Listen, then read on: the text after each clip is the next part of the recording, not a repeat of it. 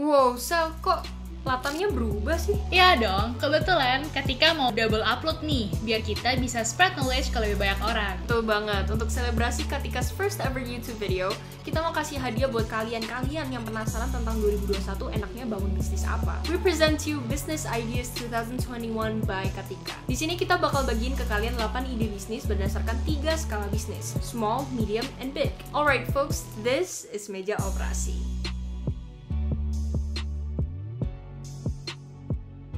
Ide pertama, custom printed products. Ini basic banget yang bisa lu jual karena semua orang suka sama pernak-pernik kecil dan segala hal yang personalized. Seperti custom stickers, wall posters dengan customized quotes, atau ada yang lebih menarik lagi nih, homemade resin trinkets. Plusnya adalah modalnya yang kecil, usahanya yang mudah dan bisa dikerjakan sendiri, alias minim biaya gaji. Nah, karena mudah, jadinya persaingannya itu ketat banget.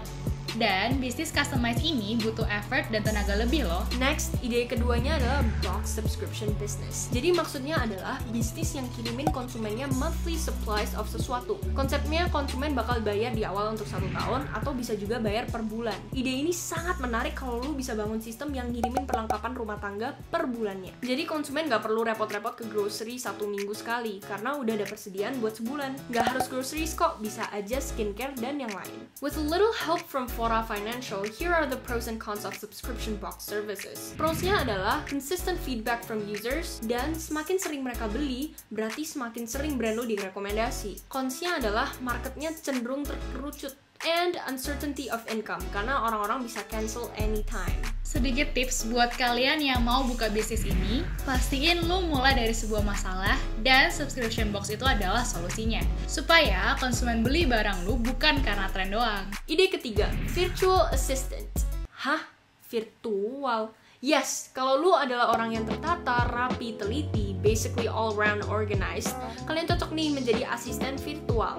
Banyak banget orang yang kewalahan di masa pandemi dan butuh semacam sekretaris untuk track aktivitas, reminder tentang hal-hal yang perlu mereka lakukan, dan balas-balas email dan lain-lain.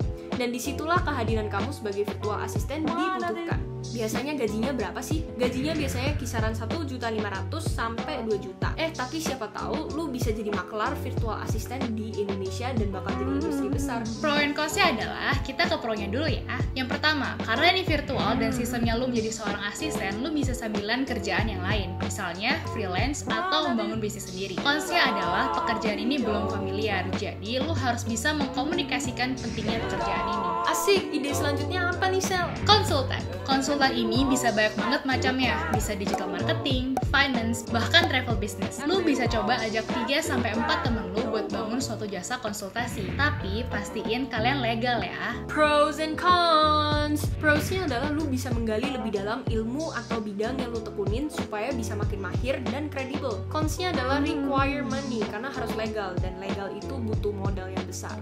Tapi tenang aja, kalian pasti bisa. Oke, ide yang terakhir di skala small adalah e-sport. Yes, teman-teman gamersku, kalian bisa generate revenue dari adiksi dan passion kalian terhadap games. Daripada kalian main game sendiri atau ikut turnamen orang, mending kalian coba bikin event turnamen kalian sendiri dengan uang registrasi tertentu. Sisihin beberapa persen untuk uang hadiah dan beberapa persen untuk keuntungan lu sendiri. Plusnya adalah lu bisa enjoy ngerjainnya karena lu emang suka sama game. Tapi konsnya adalah untuk mendapatkan investor yang mau modalin lu itu nggak gampang. Apalagi untuk spesifik area dan butuh jam terbang yang lama untuk disponsori. Udah yuk Ca, move on ke skala medium. Pertama, ada smart apparels. Sesuai dengan namanya, baju ini dilengkapi dengan beberapa fitur keren. Mulai dari pendeteksi detak jantung, jam tidur, kandungan nutrisi, dan masih banyak fitur lainnya. Prosnya adalah produk inovatif selalu memikat konsumen, dan kesehatan as the new end sejak pandemi. Konsnya adalah modalnya bakal banyak habis di research and development, dan membutuhkan banyak waktu yang lama untuk launching. Sedikit tips, pastiin lu udah research momentum yang tepat untuk launching produk ini, agar masyarakat dapat menerima produk lu di waktu yang tepat. Terus Sel, kalau bajunya kotor, cuci di mana? Nah, pas banget nih Ca. Ide bisnis kedua itu adalah mobile laundry service. Kurang lebih sistemnya itu baju kotor akan diambil sama kurir dan nanti setelah kering akan dikembalikan lagi ke konsumen. dan semua prosesnya tuh bakal bisa di-track menggunakan aplikasi dan juga website. Pros-nya adalah ini merupakan inovasi yang menarik dan sangat dibutuhkan, apalagi untuk yang tinggal di kota ya. Cons-nya ya lagi-lagi karena orang memang belum terbiasa dengan sistem ini, jadi butuh waktu untuk mereka beradaptasi dan dibutuhkan intensive labor seperti kurirnya dan juga yang cuci baju.